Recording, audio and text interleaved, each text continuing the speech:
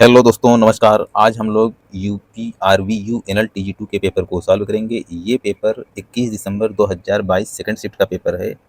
आज हम लोग पार्ट नंबर 6 को कवर करेंगे।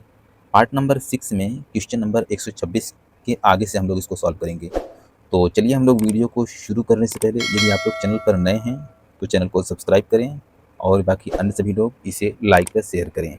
तो चलिए हम लोग बिना देरी के वीडियो को शुरू करते हैं। तो आज का जो पहला क्वेश्चन है, कॉपर के प्लेट इलेक्ट्रोड की मोटाई यहाँ डैश से कम नहीं होनी चाहिए। तो जैसे क्या है कि इसमें कॉपर के प्लेट की मोटाई इसमें पूछ रहा है, अर्थिंग वाली की बात की जा रही है इसमें।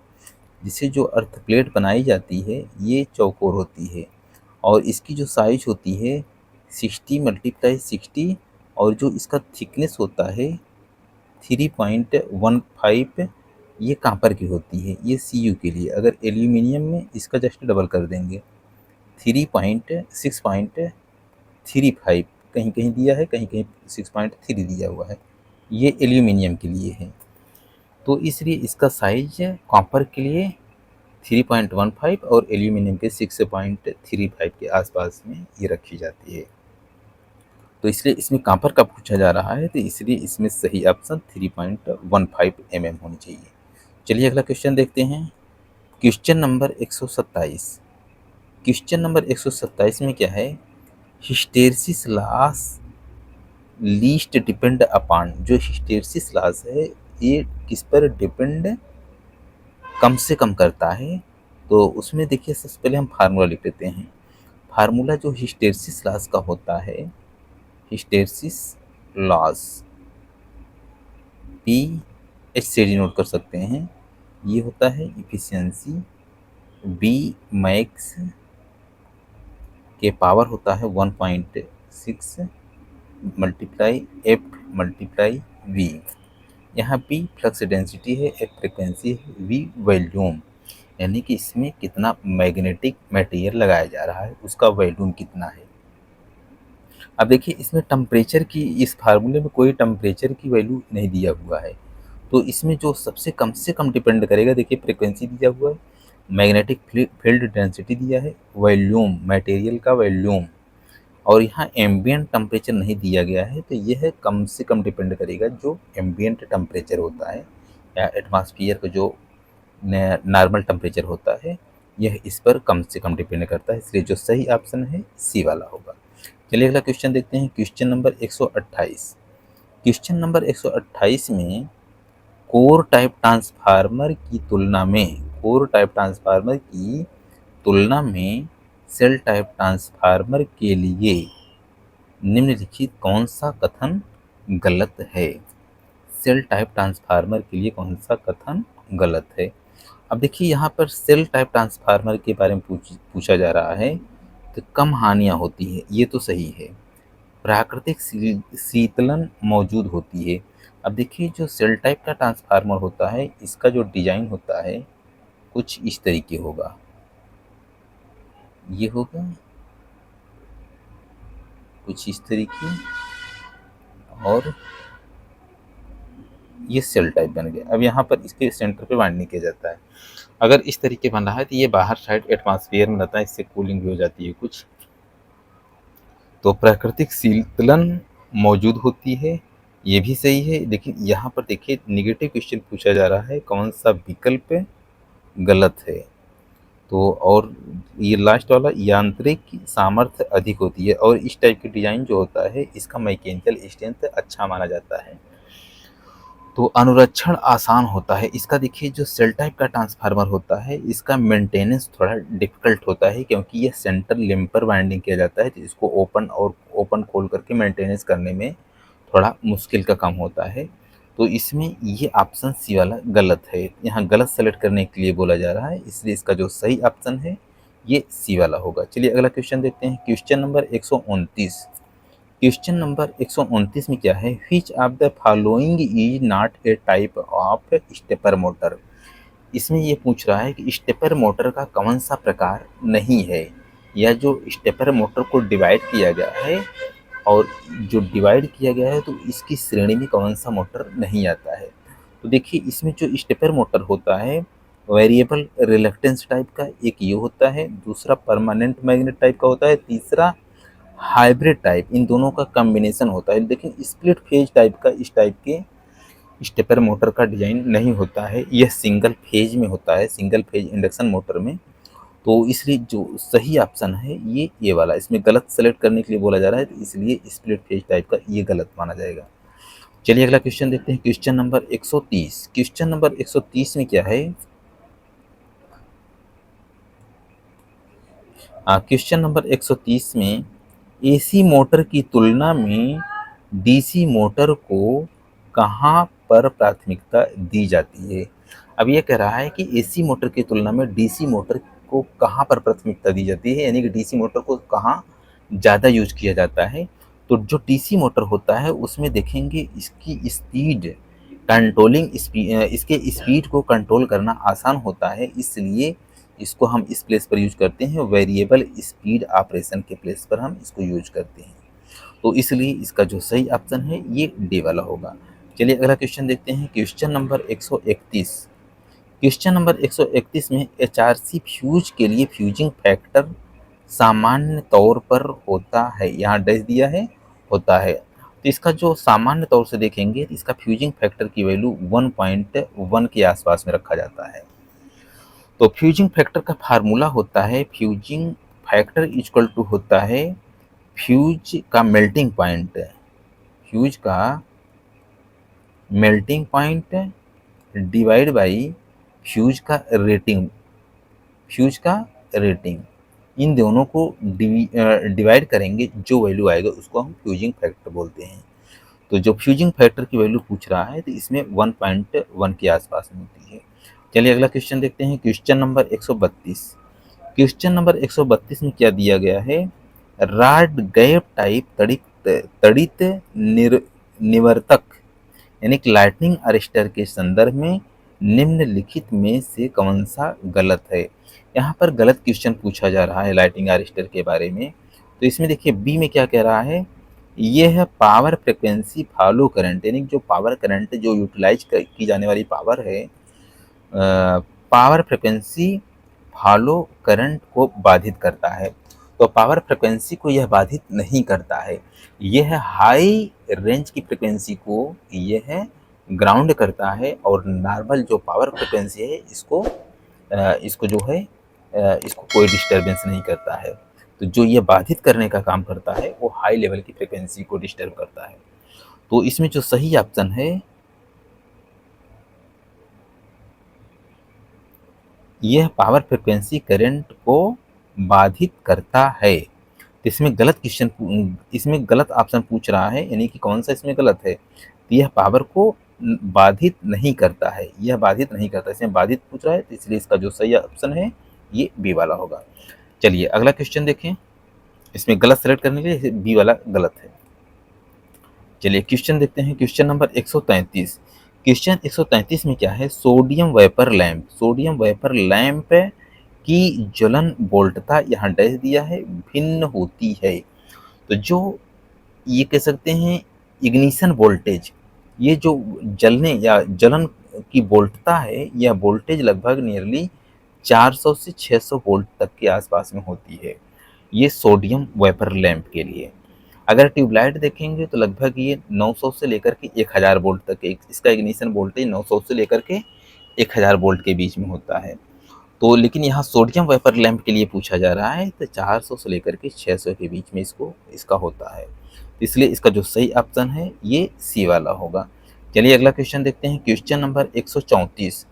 क्वेश्चन नंबर 134 में क्या है, which of the following is not an effect of armature reaction in DC generator. तो इसमें यह पूछ रहा है कि कौन सा यह फैक्टर नहीं डिपेंड करता है, नहीं इफेक्ट या प्रभावित करता है आर्मेचर रिएक्शन को। तो इसमें देखिए, इसमें जो ऑप्शन देखेंगे, shifting of magnetic neutral axis, यह प्रभावित होता है जब आर्मेचर रिएक्शन स्टार्ट होता है, तो ये प्रभावित होता है।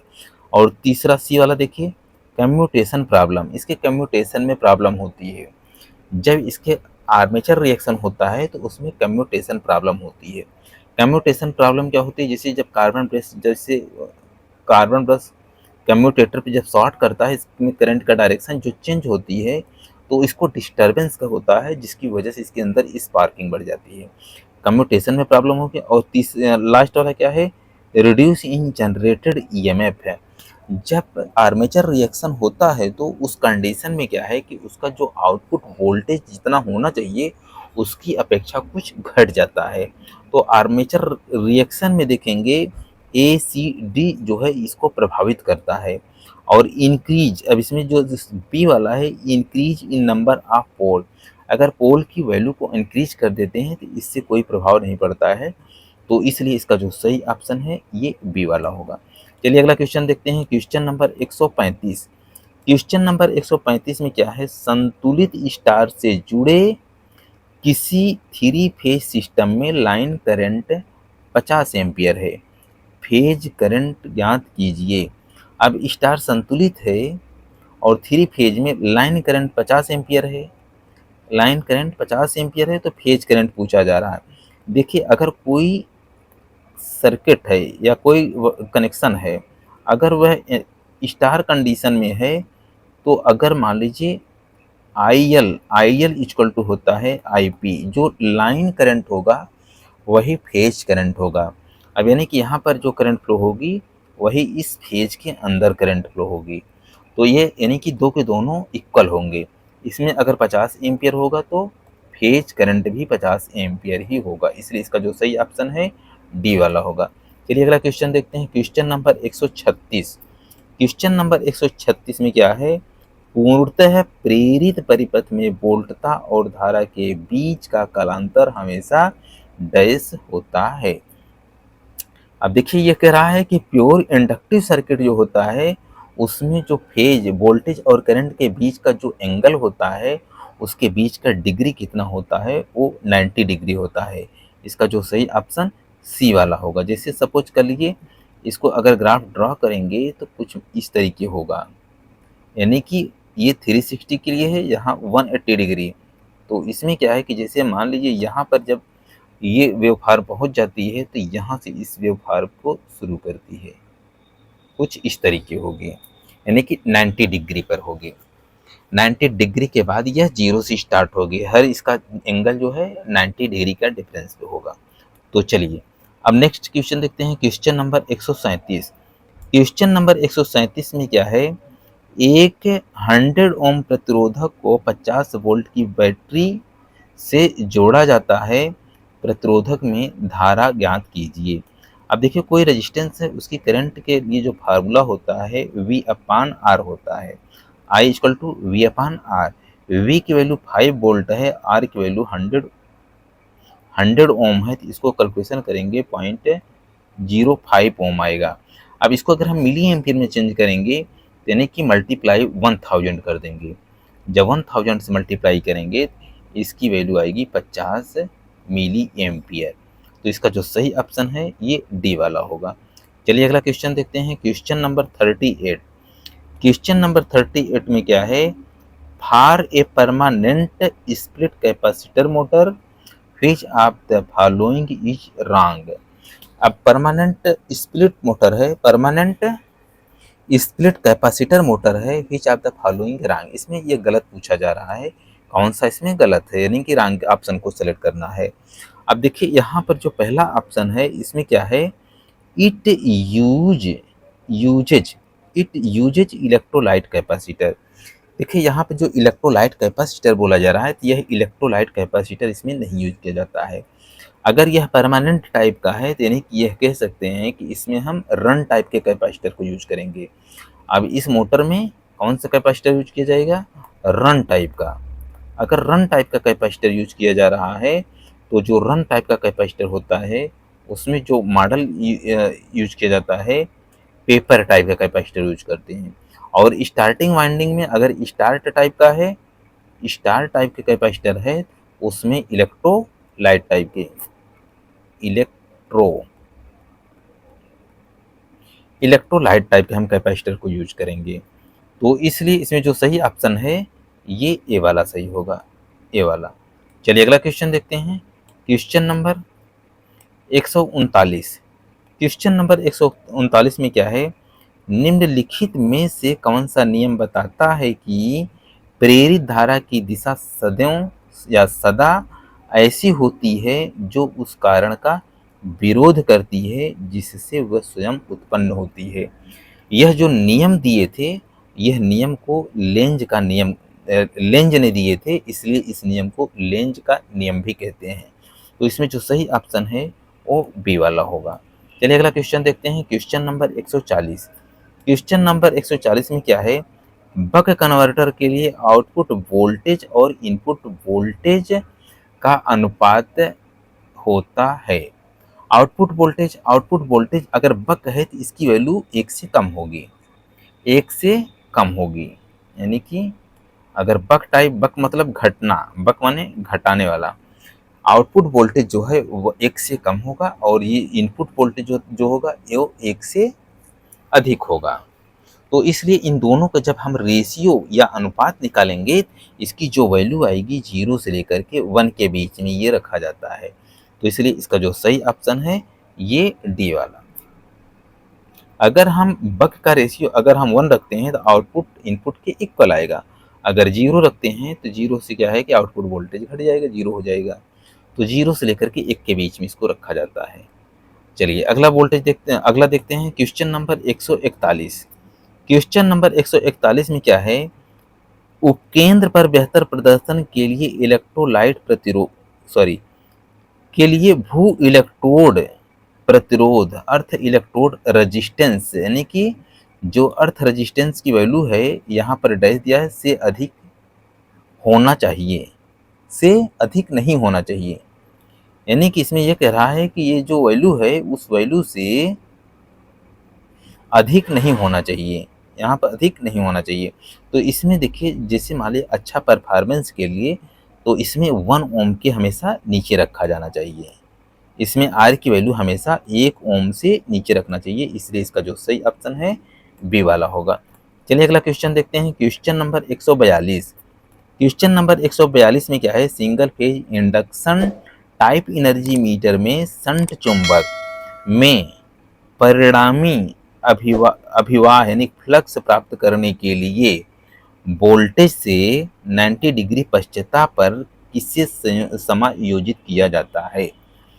यानी कि यहाँ देखिए जैसे मान लीजिए ये एनर्जी मीटर है, तो यहाँ पर इस लाइन पे हम फ्लक्स रखते हैं, यहाँ पर वोल्टेज रखते हैं।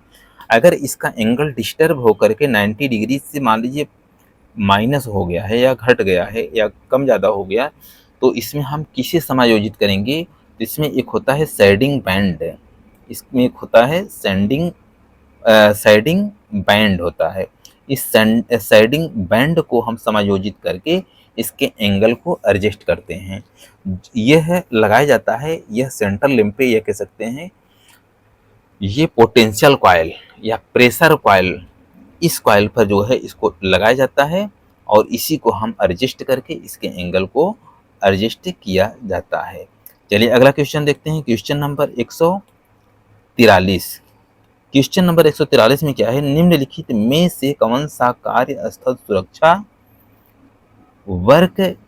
वर्क प्लेस सेफ्टी का भाग है।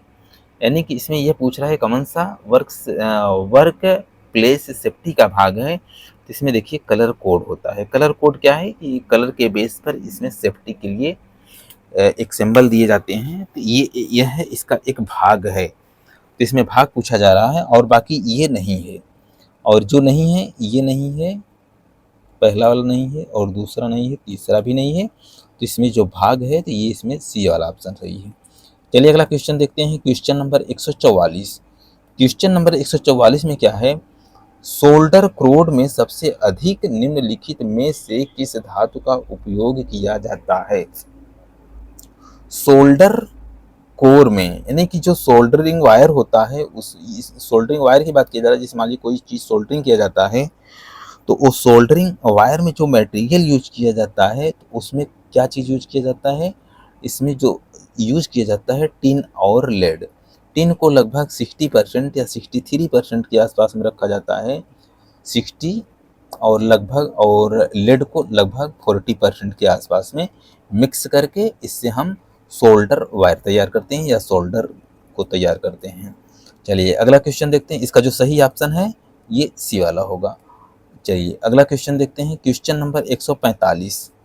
क्वेश्चन नंबर 145 में क्या है, क्षरण धारा का पता लगाने के लिए अर्थ लीकेज रिले को यहाँ डैश की आवश्यकता होती है। तो जो अर्थ लीकेज रिले के लिए ये इसमें यूज किया जाता है या पता लगाने के लिए, तो इसमें टोरॉइड टाइप का ट्रांसफार्मर को यूज करते हैं। इसमें टोरॉइड ट्रांसफार्मर क्या होता है, जैसे देखिए ये होता है टोरॉइड ट्रांसफार्मर। ये रिंग टाइप के यहाँ पर कोर को लपेट दिया जाता है और इसमें कॉइल बना दिया जाता है, जिसको हम करंट ट्रांसफार्मर जो देखेंगे जो होती है डिस्क जैसा, तो इस तरीके की इसमें हम डिजाइन करके इसको हम अर्थ लीकेज रिले को के लिए इसको हम यूज करते हैं। तो इसमें जो सही ऑप्शन है ये ए वाला सही है, टोरॉइड ट्रांसफार्मर। चलिए अगला क्वेश्चन देखते हैं। Question number 146। क्वेश्चन नंबर 146 में क्या है, किसी क्लास ए ट्रांसफार्मर के युग्मित पावर एम्पलीफायर में 50 मिली एम्पियर वाली शून्य सिग्नल कलेक्टर धारा है। यदि कलेक्टर आपूर्ति वोल्टेज 5 वोल्ट हो तो अधिकतम एसी पावर ज्ञात कीजिए। अब अधिकतम एसी पावर के फार्मूला होता है P = V × I। दोनों का मल्टीप्लाई करेंगे तो यहाँ कितना हो जाएगा, 50 यानी कि 250 मिलीवाट हो जाएगा, 250 मिलीवाट हो जाएगा। लेकिन यहाँ आप देखिए क्लास ए टाइप की बात किया जा रहा है तो इसकी इफिशियंसी 50% होती है, इसलिए इसका 50% अगर लेंगे तो इसका 125 मिलीवाट आंसर हो जाएगा। इसका जो सही ऑप्शन है ये डी वाला होगा। चलिए अगला क्वेश्चन देखते हैं। Question number 147। क्वेश्चन नंबर 147 में क्या है, पॉलीफेज ट्रांसफार्मर के स्टार स्टार कनेक्शन में लाइन और phase voltage, star star connection है, लाइन और फेज वोल्टेज के बीच फेज डिफरेंस होता है।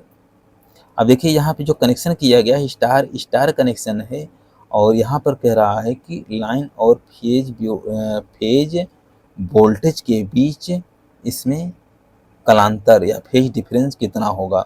इसमें जो फेज डिफरेंस होता है यह 30 डिग्री का होता है, यह 30 डिग्री का होता है, इसलिए इसका जो सही ऑप्शन है ए वाला होगा। चलिए अगला क्वेश्चन देखते हैं। अगला क्वेश्चन में है, अगला क्वेश्चन 148। निम्नलिखित चिन्ह डैश के प्रतीक के रूप में किया जाता है। अब यहाँ देखिए कोई एक पर्सन की यहाँ फिगर दिया हुआ है और साथ में एक बैग लिया हुआ है, तो इसलिए इस बैग के बेस पे अगर देखेंगे तो यहाँ पर एक स्कूल का सिंबल है, इसलिए इसका सही ऑप्शन सी वाला होगा। चलिए अगला क्वेश्चन देखते हैं। Question number 149। क्वेश्चन नंबर 149 में देखिए एक सिक्स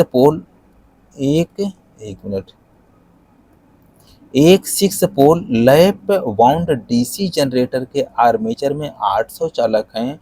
अभिवाह प्रतिपोल 0.035 वेबर है। आर्मेचर की घूर्णन स्पीड यानी कि स्पीड ऑफ रोटेशन 1500 आरपीएम है। जनित ईएमएफ की गणना करिए। तो इसमें एक सिंपल फार्मूला होता है, E = होता है Z∅P∗60 × A। अब A और P कट जाएगा क्योंकि इसमें दोनों अगर लेफ्ट बाउंड है तो ये दोनों इक्वल होते हैं। तो इसमें देखिए हम ऐसे वैल्यू भी रख सकते हैं। Z की वैल्यू कितना है 800, Z की वैल्यू 800 है, फाई की वैल्यू 0.035 है। P की वैल्यू रखने की कोई ज़रूरत नहीं है क्योंकि P की वैल्यू हम रखेंगे 6 और N की वैल्यू कितना है, N की वैल्यू है 1500 आरपीएम, तो इसकी वैल्यू 1500 रख दीजिए। अब डिवाइड बाई 60 मल्टीप्लाई A की वैल्यू अगर लेफ्ट बाउंड है तो A यानी पैरेलल पाथ की संख्या 6 ही होगी। ये 6 इस 6 को कट जाएगा। अब इसको कट करेंगे तो कट करने के बाद ये 0 0 कट गया, 25 छक्का 150, इसकी वैल्यू हो गया 25। इसको काट पीट करके मल्टीप्लिकेशन करेंगे तो इसमें सी यानी 700 वोल्ट आएगा। इससे जो जनरेट होने वाला वोल्टेज है इसकी वैल्यू 700 वोल्ट होगा। चलिए अगला क्वेश्चन देखते हैं। Question number 150। क्वेश्चन नंबर 150 में क्या है, ताप में वृद्धि के साथ शुद्ध धातुओं का प्रतिरोध बढ़ता है। यानी कि अगर शुद्ध मटेरियल या शुद्ध धातु लेंगे तो अगर उसको हीट करेंगे तो उसका रेजिस्टेंस की वैल्यू यानी कि उसके प्रतिरोध बढ़ता है। तो ताप गुणांक टेम्परेचर कोफिशिएंट हम इसे क्या बोलेंगे, ऐसा मटेरियल जिसका टेम्परेचर के साथ साथ में आर की वैल्यू बढ़ता है तो इसको हम पॉजिटिव टेम्परेचर कोफिशिएंट मटेरियल बोलेंगे। इसलिए इसको हम धनात्मक बोलेंगे। धनात्मक या धनात्मक टेम्परेचर कोफिशिएंट होता है, पॉजिटिव टेम्परेचर कोफिशिएंट। इसलिए इसका जो सही ऑप्शन है धनात्मक होता है। ऑप्शन ए वाला सही होगा। तो बस इस वीडियो को यहीं पर समाप्त करते हैं, और यदि वीडियो पसंद आता है तो इसका फीडबैक लाइक शेयर सब्सक्राइब के रूप में ज़रूर दें। वीडियो देखने के लिए धन्यवाद।